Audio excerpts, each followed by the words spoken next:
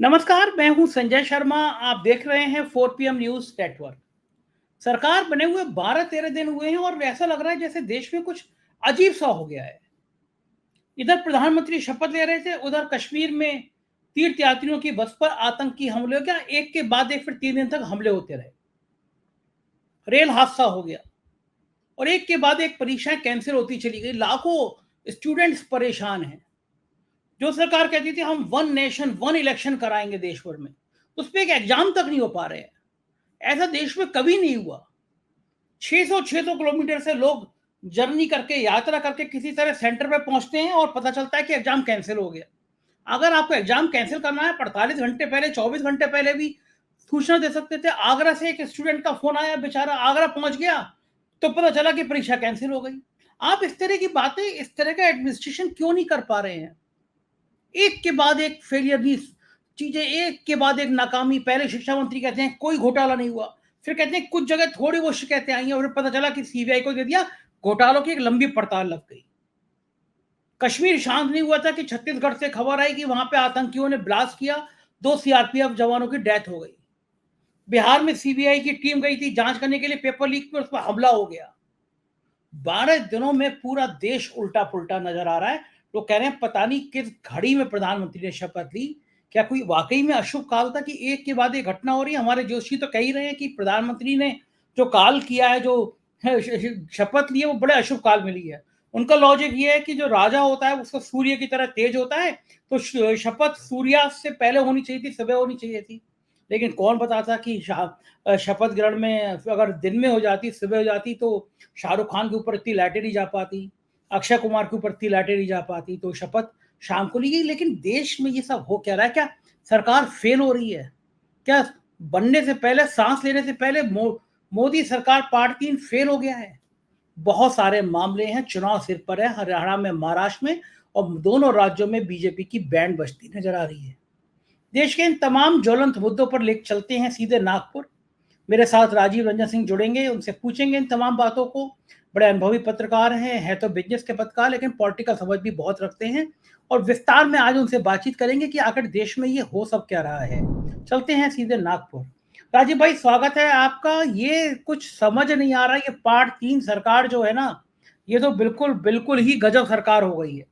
ऐसी ऐसी घटनाएं सामने आ रही हैं। कल मैं इंदौर में था, वहां भी पत्रकार यही चर्चा कर रहे थे कि ये सरकार बनी कैसे, कि समझ में नहीं आ रहा सरकार को हो क्या गया। एक एक को मनाऊं दूसरा रूठ हो जाता है, ऐसी तरह करके एक घटना रोकूं तब तक दूसरी घटना हो जाती है। क्यों फेलियर हो गई है? ये एडमिनिस्ट्रेशन फेल है, सरकार फेल है, हो क्या रहा है देश में? बहुत बढ़िया सवाल है संजय जी आपका। देखिए, वॉरेन बफेट जो इन्वेस्टमेंट के गुरु कहे जाते हैं पूरे विश्व में, वैल्यू इन्वेस्टिंग के, उन्होंने एक बहुत अच्छा सिद्धांत दिया है जिसकी वो अक्सर आप बात करते हैं। उसको कहते हैं सर्कल ऑफ कॉम्पिटेंस। यानी आपका जहां पे जिस फील्ड में कॉम्पिटेंस है, आपको उसी फील्ड में ध्यान देना चाहिए और अपने फोकस को पूरी तरीके से अपने जिन एरियाज में आप कॉम्पिटेंट हो वहीं पे आपको अपना पूरा क्षमता लगा देना चाहिए। इस सरकार का जो कॉम्पिटेंस अभी तक था वो था कंट्रोल, नियंत्रण द्वारा हर तरीके की सूचनाओं को कंट्रोल करके रखना। पहली बार ऐसा हो रहा है कि इनकी पकड़ जो है वो सूचना के तंत्र पे ढीली हो रही है और इसीलिए आपको इतनी सारी घटनाएं एक तरफ से नजर आ रही हैं कि एक के बाद एक के बाद एक के बाद हो रही। ये पहले भी होता था, परंतु पहले इनका जो था सर्कल, यानी सर्कल ऑफ कॉम्पिटेंस जो था वो था सूचना पे पूरी तरीके से कंट्रोल करना, नियंत्रण करना। इस बार वो ये कर पाने में विफल हुए हैं अभी तक। इसलिए हमको कहीं नजर आ रहा है कि असम, ये अपना मणिपुर जल रहा है, कहीं कश्मीर जल रहा है, कहीं छत्तीसगढ़ जल रहा है, कहीं दूसरी तरफ एक के बाद एक के बाद एक के बाद एक लगातार 4 एग्जाम्स जो हैं नेशनल लेवल के, उनको कैंसिल किया गया है। वहीं हम एक तरफ देख रहे हैं कि बहुत बड़ा रेलवे एक्सीडेंट हुआ है। तो ये जो इस तरीके की जो चीजें पहले छन छन के बाहर नहीं आती थी, अब ये बाहर आ रही है। और बाहर आ रही है तो ये पता चल रहा है कि भाई गवर्नेंस के नाम पे तो ये सरकार शून्य बटा सन्नाटा है। गवर्नेंस के नाम पे तो इस सरकार के पास में कोई भी जो है प्लान्ड वे नहीं है कि हम कैसे इन चीजों को रोकें।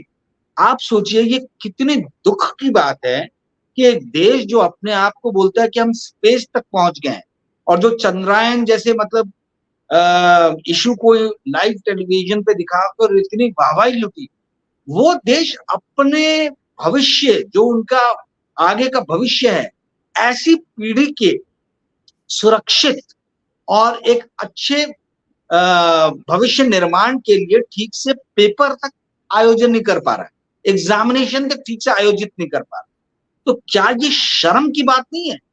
सिर्फ एक पेपर लीक पे पहले मंत्रियों के इस्तीफे ले लिए जाते, आज तो एक के बाद एक दर्जनों पेपर जो है वो लीक हो चुके हैं।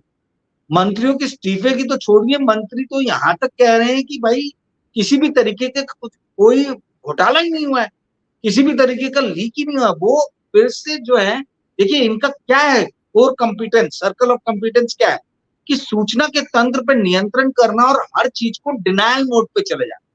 क्या चाइना इंडिया में घुसा था? नहीं जी, नहीं घुसा।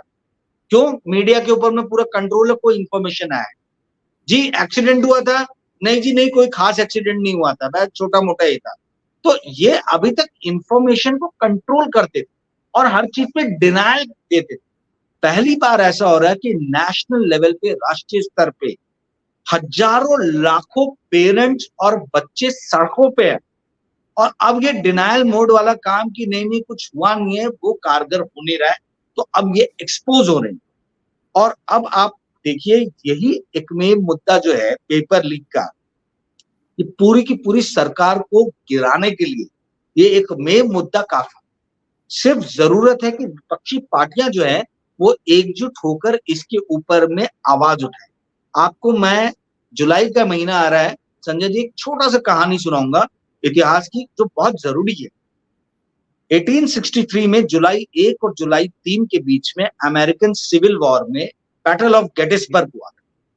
गेटिसबर्ग एक जगह है यूनाइटेड स्टेट्स ऑफ अमेरिका में, वहां पे ऐसा युद्ध हुआ था कि जुलाई के महीने में जैसे यहाँ बारिश होती है वहां भी बारिश होती है, हालांकि गर्मी आ जाती है वहां पे। तो जो रॉबर्ट ली, जो सदर्न स्टेट का जो प्रतिनिधित्व कर रहे थे आर्मी का, उनकी आर्मी पूरी फंस गई थी। एक तरफ पोटोमैक नदी थी, रिवर थी, और दूसरी तरफ जो है एक जनरल मीड यानी अब्राहम लिंकन की सेना थी, और बीच में रॉबर्ट ली की सेना फंसी।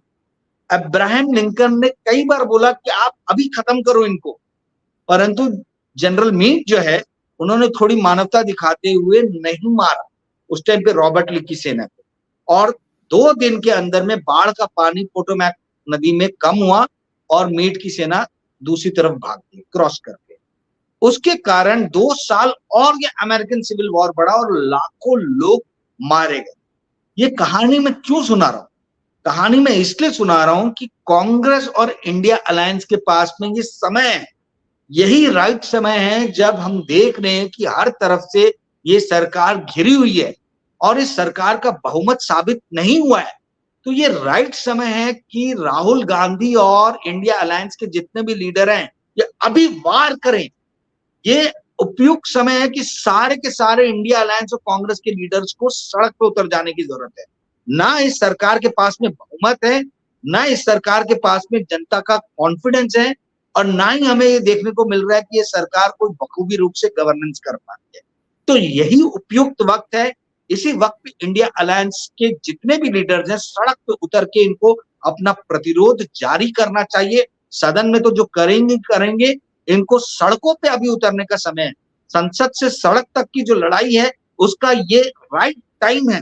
आगे आने वाले 3 महीने तक राहुल गांधी और कांग्रेस के प्रत्येक कार्यकर्ताओं को 12वीं क्लास के बच्चों से जो है प्रेरणा लेनी चाहिए कि जिस तरीके से वो भूख प्यास मनोरंजन सब छोड़ के एग्जाम की तैयारी करते हैं, वैसी सारी चीजें छोड़ के वो सिर्फ और सिर्फ ये this is the opportune time. आप पूरी तरीके से सरकार के ऊपर में कुठाराघात कीजिए, क्योंकि यदि ये सरकार अभी गिर गई तो उसके बाद ये उठ नहीं पाएगी। अभी इनके पास में सपोर्ट नहीं है, इनके पास में नंबर्स नहीं है, बहुमत नहीं है, और ये चारों तरफ से। जी संजय जी, एक बार बताइए राजीव भाई, प्रधानमंत्री ने कहा कि मेरे पास ड्रोन कैमरा है, कहीं पे कुछ होता है मैं ड्रोन कैमरे से देख लेता हूँ देश भर में। तो क्या उस ड्रोन कैमरे की बैटरी कुछ गड़बड़ हो गई, चार्ज नहीं हो पाया, या कुछ खराब हो गया है क्योंकि परीक्षा एक के बाद एक लीक होती चली गई? प्रधानमंत्री जी ड्रोन से देख ही नहीं पाए कि कहाँ कहाँ लीकेज हो रहा है। तो ड्रोन में क्या हो गया होगा, फिर बैटरी वैटरी खराब हो गई होगी, काम क्यों नहीं किया होगा? देखिए, प्रधानमंत्री का तो ड्रोन कैमरा उसी दिन खराब हो गया था जब 303 से 240 पे आ गए। ठीक है, तो ये जितने ड्रोन कैमरा और इस तरीके की जो बातचीत है, कंट्रोल, देखिए मैंने क्या बोला, इनकी खासियत क्या है, ये हर चीज में कंट्रोल को प्रदर्शित करते हैं। हमारे पास में ड्रोन कैमरा है, उससे हम समस्याएं देख लेते हैं और समस्याओं का निराकरण कर देते हैं। अब कहाँ गया ड्रोन कैमरा? आपके पास कभी ड्रोन कैमरा ही नहीं था, ये तो आपकी शैली थी, नियंत्रण की शैली, जिसको आप बार बार अपनी बातों से प्रतिबिंबित करते थे। अब समझ में आ रहा है कि आपके पास में नियंत्रण की शैली को यदि हटा दे तो कुछ है ही नहीं, गवर्नेंस नाम की चीज नहीं है।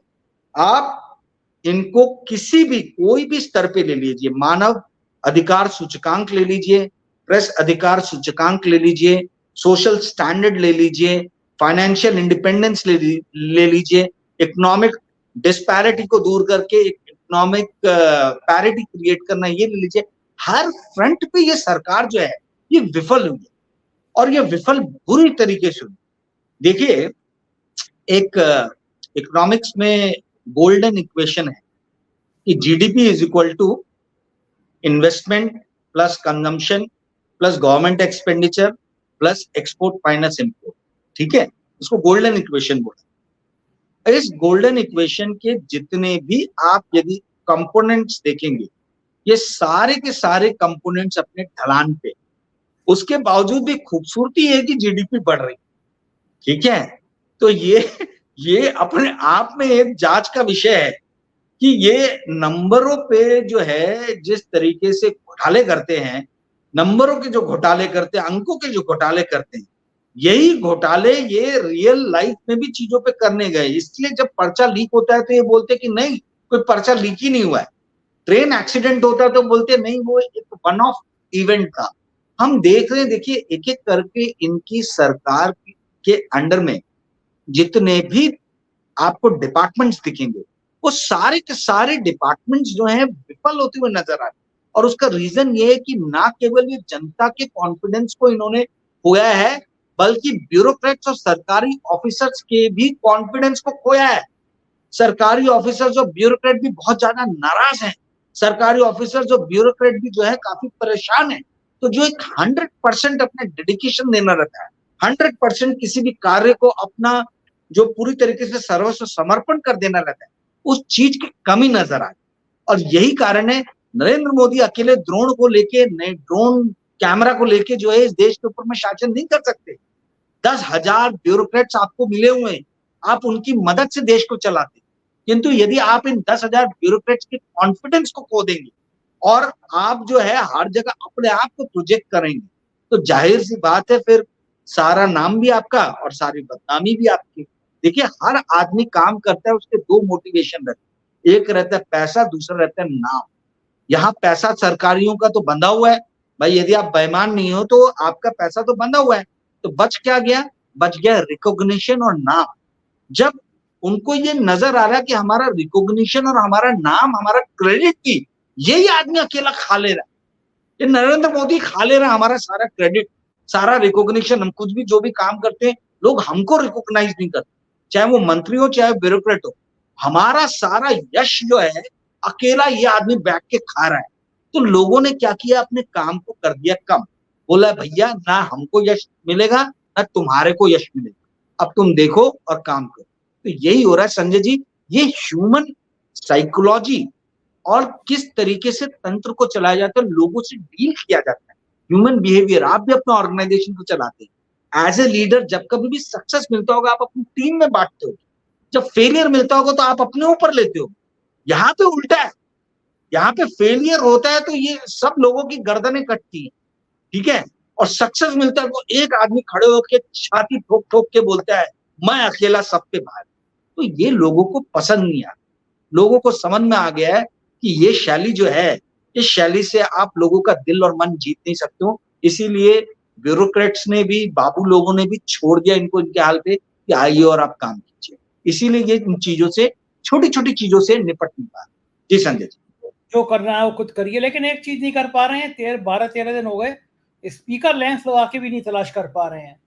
लोकसभा का स्पीकर कौन होगा ये तय नहीं हो पा रहा है। भैया चंद्रबाबू नायडू क्या करेंगे, नीतीश बाबू तो कह चुके हैं चलो बीजेपी को सपोर्ट कर दें, लेकिन बीजेपी में कौन होगा ये सब क्यों नहीं हो पा रहा, स्पीकर क्यों नहीं बन पा रहा, अभी तक फाइनल हो पा रहा। देखिए, इनके हर चीज के मूल में, गर्भ में, केंद्र में जो एकमेव प्रॉब्लम है वो है कंट्रोल की, नियंत्रण। नरेंद्र मोदी को जिस बीमारी ने काटा है उस बीमारी का नाम है टोटल कंट्रोल। इनको हर चीज में टोटल कंट्रोल चाहिए, ठीक है। और इनके इस टोटल कंट्रोल वाले रवैये के कारण स्पीकर भी अभी तक डिसाइड नहीं हो पा रहा है। टोटल कंट्रोल वाले रीजन के कारण ये अभी तक फ्लोर टेस्ट भी नहीं शो कर पाए। और ये टोटल कंट्रोल वाले ही जो इनका व्यक्तित्व जो है, जो इनका बिहेवियर है, ये इनको ले डूबे। सिर्फ और सिर्फ ये टोटल कंट्रोल की जो भाषा और जो बात को जो इनके दिल और दिमाग में बस गया है, वही चीज इनको काटेगा। आपकी जो पहले ताकत थी वही आज आपकी कमजोरी हो गई है। पहले आपकी ताकत थी कि आप कंट्रोल लेके विकास की बात करते थे। अब लोगों को समझ में आ गया कि ये टोटल कंट्रोल लेके विकास नहीं विनाश की बात कर रहा है। ये आदमी हर तरफ विनाश ही विनाश फैलाना चाहता है। ये अपोजिशन को चारों तरफ से उखाड़ के फेंक देना चाहता है। ये यूट्यूबर्स को चारों तरफ से उखाड़ के फेंक देना चाहता है। ये हर तरीके से इंफॉर्मेशन और कम्युनिकेशन के टूल्स को कंट्रोल करके जो मैसेजिंग इसको देना है सिर्फ ये वही देना चाह रहा है, भले वो देश हित में हो या नहीं हो।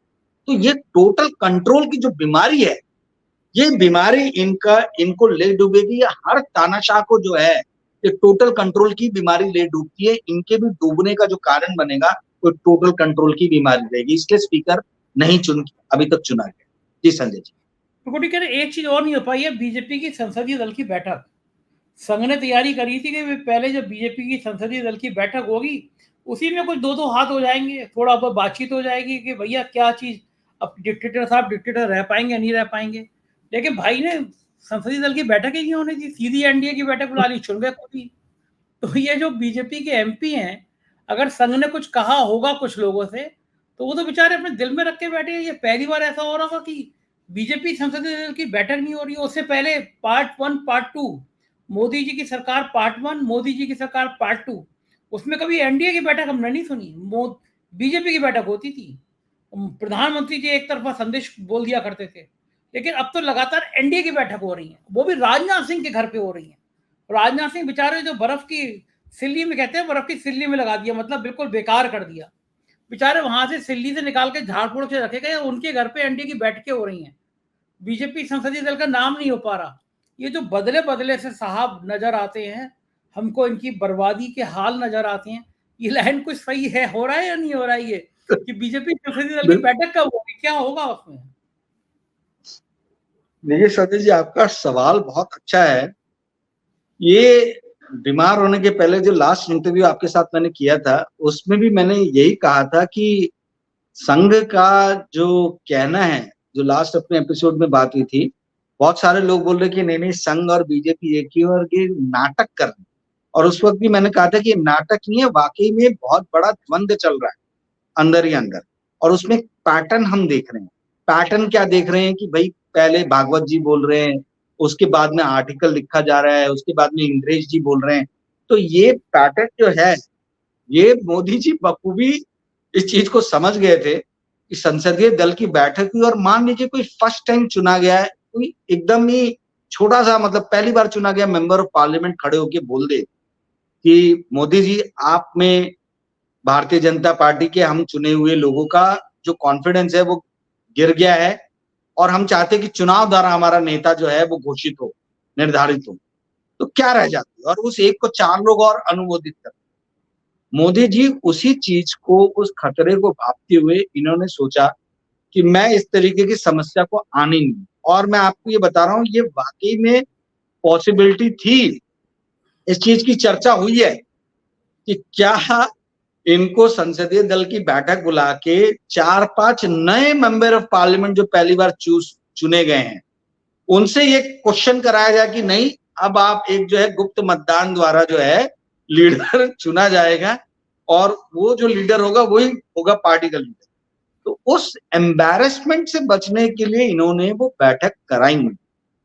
ये आप इस बात को समझिए कि all is not well with in RSS and with in BJP. ये मैं पिछले मतलब जब भी जब फर्स्ट टाइम जब स्टेटमेंट आया था तब से मैं यही बात बोल रहा हूँ मोहन भागवत जी का, कि ये सारी चीजें जो है ये इंगित कर रही हैं कि कुछ ना कुछ इनके बीच में बहुत बड़ा मतभेद चल रहा है, और मनभेद भी चल रहा है। सिर्फ मतभेद नहीं है, मनभेद भी, और वो मनभेद बहुत बढ़ गया है। तो आप इस बात को समझिए कि इस चीज की बहुत हद तक पॉसिबिलिटी है। जैसे मैंने लास्ट टाइम कहा था कि यदि महाराष्ट्र और हरियाणा का चुनाव भारतीय जनता पार्टी हारती है तो हो सकता है कि नरेंद्र मोदी को जबरदस्ती हटाया जाए। ये इन्होंने कहा था कि मैं झोला लेके आया हूं, मैं झोला लेके चला जाऊंगा, और लोगों को समझ में आया कि नहीं, ये सब तो सिर्फ कहने की बातें थी, ना ये झोला लेके जाने के मूड में दिख रहे हैं, और ना ही ये किसी भी तरीके से पार्टी के अंदर में चाहते हैं कि कोई दूसरा लीडरशिप डेवलप हो।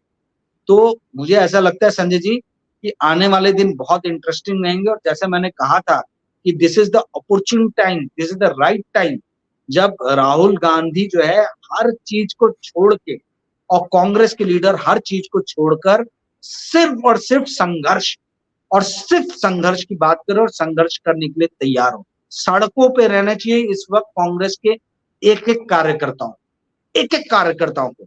ये समय है, यदि हरियाणा और महाराष्ट्र कांग्रेस ने बीजेपी को हरा दिया तो आप समझिए कि इसके बाद में डाउनवर्ड स्पाइरल में पूरी की पूरी पार्टी जो है भारतीय जनता पार्टी हो चली। जी संजय। अच्छा, आप तो महाराष्ट्र ही आते हैं, हालात क्या है महाराष्ट्र में? क्या लग रहा है आपको? कुछ ही महीनों में चुनाव होने वाले हैं, महाराष्ट्र की स्थिति क्या लग रही है आपको? देखिए, मुझे बहुत ही बड़े किसी स्रोत से पता चला है, जो आपको जान के आश्चर्य होगा। भारतीय जनता पार्टी शायद हो सकता है इस इलेक्शन में अकेले कूदे। मैं फिर से रिपीट कर रहा हूं, भारतीय जनता पार्टी हो सकता है इस इलेक्शन में महाराष्ट्र में अकेले इलेक्शन के मैदान में कूदे। तो फिर अगर ऐसा होता है तो बड़ा ही फ्रेगमेंटेड वॉर हो जाएगा। एक तरफ इंडिया अलायंस के तीनों आपको पार्टीज नजर आएंगी, दूसरी तरफ राज ठाकरे की पार्टी फाइट कर रही होगी, आपकी शिंदे जी की फाइट कर रही होगी पार्टी, आपकी भारतीय जनता पार्टी फाइट कर रही होगी, और अजीत पवार की पार्टी फाइट कर रही होगी। तो ऐसा सुनने में आ रहा है कि इंटरनली बीजेपी सर्वे करा रही है कि यदि हम अकेले मैदान में उतरते हैं इस इलेक्शन में 2024 में, तो किस हद तक पॉसिबिलिटी है कि हम 110 से 125 तक की सीटों को जीत ले। इनका टारगेट जो है वो उतना ही है, 110 सीट मिनिमम जीतने का ये टारगेट कर रही है। पर जो इनको इंटरनल सर्वे में दिख रहा है, और जो ऐसा हमको भी नजर आ रहा है कि 50 से 60 सीट भी यदि भारतीय जनता पार्टी जीत लेती है तो ये अपने आप को बहुत ज्यादा इनको खुशकिस्मत समझना चाहिए, क्योंकि भारतीय जनता पार्टी बहुत ही बुरे ढलान की तरफ जा रही है। रीजन ये है कि महाराष्ट्र की जनता को समझ में आ गया है कि जो भारतीय जनता पार्टी की स्टेट लीडरशिप महाराष्ट्र में है, इन्होंने गुजरात लॉबी के सामने सरेंडर कर दिया, और ये पूरी तरीके से गुजरात लॉबी के यसमैन बन के इस राज्य को चला रहे थे। और यही रीजन था कि महाराष्ट्र के जितने बड़े प्रोजेक्ट्स जो हमने देखे, जो लाखों एम्प्लॉयमेंट जनरेट कर सकते थे, वो सारे के सारे एक एक करके जो है वो उद्योग गुजरात में गए, जिसका बहुत ज्यादा क्रोध मराठवाड़ा और विदर्भा में है। ये मराठवाड़ा और विदर्भा ही कम से कम 115 के ऊपर 110-115 सीट देता है 288 में से, और यही भारतीय जनता पार्टी का गढ़ भी है, बॉम्बे और पश्चिम महाराष्ट्र नहीं है। तो यदि इन्हीं एरिया में भारतीय जनता पार्टी को दिक्कत का सामना करना पड़ रहा है, तो आप समझ जाइए कि कितनी बुरी स्थिति में भारतीय जनता पार्टी इस वक्त महाराष्ट्र में। सिर्फ और सिर्फ एक चीज याद रखना है कांग्रेस को, कि जैसे जनरल मीड ने रॉबर्ट ली को मौका दे दिया था, और रॉबर्ट ली ने फिर से अपनी सेना गठित करके सदर्न आर्मी ने अमेरिकन सिविल वॉर में 2 साल और वॉर को खींचा था, वो चीज कांग्रेस को नहीं करने दे।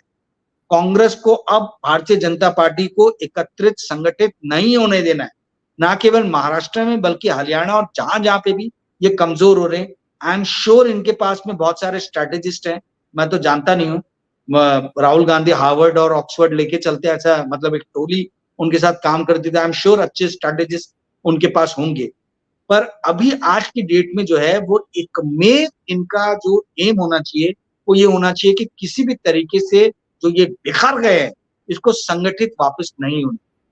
जी संजय जी, बिल्कुल ठीक कह रहे हैं आप। बहुत मजा आएगा आने वाले कुछ दिनों में, हम आपके साथ चर्चा करते रहेंगे। बहुत बहुत शुक्रिया राजीव जी, आप बीमार थे तब भी आपने समय दिया, आभार, थैंक यू। ये थे राजीव रंजन जी, और ये हम लोग बात कर रहे थे कि देश की राजनीति आखिर क्या दिशा में जा रही है, और राजीव रंजन जी ने बड़ा खुलासा किया कि बीजेपी महाराष्ट्र में अकेले भी चुनाव लड़ सकती है। अब ऐसी खबरों के बाद शिंदे साहब का, अजीत पवार का क्या होगा अल्लाह मालिक, लेकिन ये बात सही है कि दिन तो साहिब के भी अच्छे नहीं चल रहे हैं। आपको कैसी लगी बातचीत जरूर बताइएगा, चैनल को ज्वाइन कीजिएगा, सब्सक्राइब करिएगा। शुक्रिया, थैंक यू।